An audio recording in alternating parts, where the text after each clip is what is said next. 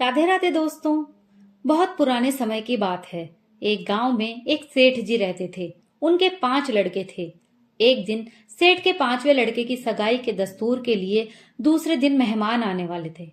बड़े वाले चारों बेटों के कानों में इस बात की भनक पड़ते ही वे सीधे माँ के पास पहुंचे। उसे अच्छी तरह समझाते हुए कहने लगे, माँ, अब इन पिताजी का करें तो क्या करें। अपनी अकड़ और जिद के आगे किसी की वाजिब बात भी नहीं मानते। बनिए के बेटे का सम्मान और उसका आनंद धन की गणना पर निर्भर करता है। उन्हें दूसरे झंझटों से क्या मतलब। घर आती हुई लक्ष्मी के लिए इनकार करते हैं। 60 वर्ष के बाद तो सचमुच इनकी बुद्धि सठिया गई लगती है। अब तू समझाए तो माने। कल छोटे वाले भैया के लिए 20,000 रुपयों से सगाई का दस्तूर होगा। 20,000 रुपए कुछ कम नहीं होते। केवल गिनती करें तो 3 घंटे लगें और पूरे गिनने बैठे तो आधा दिन लग जाए। तू अच्छी तरह समझाकर पूछ तो सही कि नानी के कुएं में गिरने से नातिन का क्या बिगड़ता है। हमें तो दुल्हन से मतलब है जो सुंदर, समझदार और होशियार है। दहेज सहित 1,25,00,000 का जुगाड़ बैठेगा। अब पिताजी बुढ़ापे में क्यों परेशानी उठाते हैं। कमाने वाले तो हम 5 पांडव हैं। उन्हें तो चाहिए कि भगवान की माला जपें और मौज करें। यदि कल उन्होंने लड़की की नानी को लेकर बवंडर किया तो सभी के सामने अपनी इज्जत खराब करवाएंगे। पुरखों की राख छानने में क्या सार। हम उनकी बात मानेंगे तो हरगिज नहीं। तू समझा बुझाकर उन्हें हमारे पक्ष में कर दे तो सोने में सुहागा जैसी बात हो जाए। माँ चुपचाप चारों बेटों की बात सुनती रही। फिर कहने लगी, तुम धैर्य रखो। सेठ जी को मनाने का जिम्मा मेरा। 5 जवान बेटों का कहना बाप न माने, ये कैसे हो सकता है। इस पर 1,25,00,000 की माया को कौन अनदेखा कर सकता है। जैसी तुम्हारी इच्छा हो सगाई का दस्तूर कराओ। तुम्हारे पिताजी कुछ भी हुज्जत नहीं करेंगे। माँ के विश्वास दिलाने पर चारों बेटों को विश्वास बंध गया। वे कल के उत्सव को लेकर अलग अलग कामों में जुट गए। रात को सेठ ने अपने आप ही बात छेड़ी। कहने लगा, अब संन्यास ले लूं तो ठीक है। केवल तुम्हारा ध्यान आते ही मन विचलित होता है। माया के गुलाम इन बेटों के भरोसे तो तुम्हें बुढ़ापे में पूरी तकलीफ उठानी पड़ेगी। नहीं तो कब का हिमालय की गुफा में आसन जमा लेता। तुम्हारे दुख की खातिर गृहस्थी के खूंटे से बंधा हुआ हूं। मेरी इच्छा तो यही है कि कल का ये दस्तूर ना हो। माया से मनुष्य का मूल्य बहुत ज्यादा है। मैंने बुजुर्गों की ठोकरें खाई हैं। माया की चकाचौंध के सामने तुम इन ठोकरों की कीमत नहीं समझ सकते।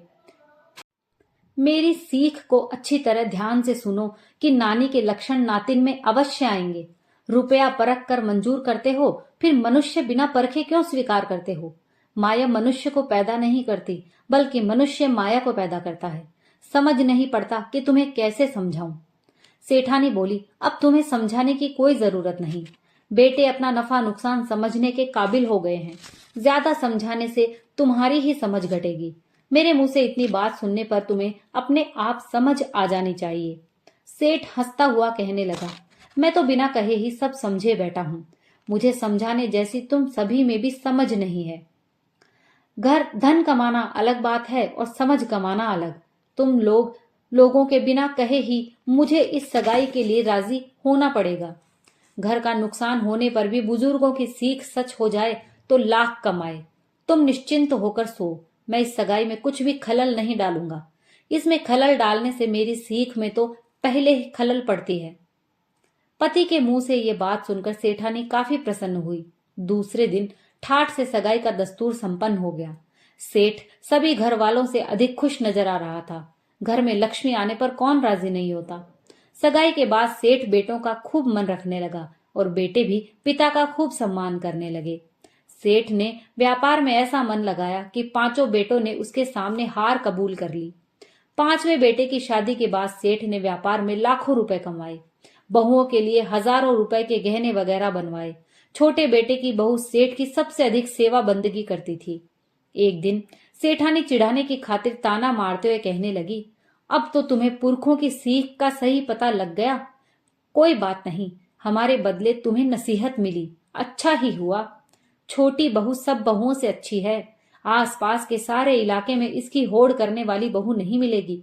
खुद के बेटों से भी कहीं ज्यादा ये तुम्हारा आदर सत्कार करती है।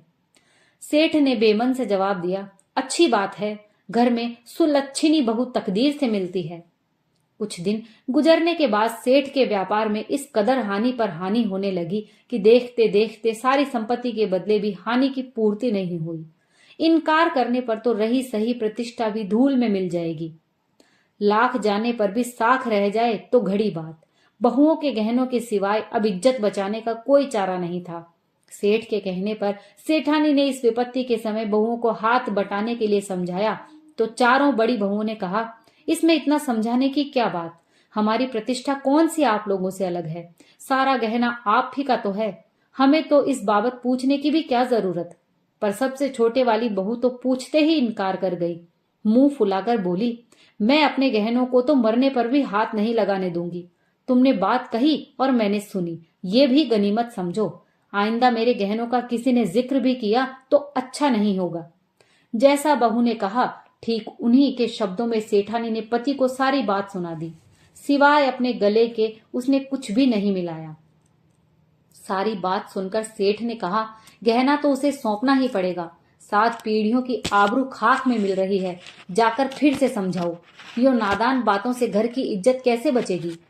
सेठानी निर्विलंब वापस छोटी बहू के पास गई। खूब समझाया तो भी वो नहीं समझी। आखिर उसने तो स्पष्ट रूप से कह दिया, तुम्हारे घर की इज्जत से कहीं अधिक मुझे अपना गहना प्यारा है।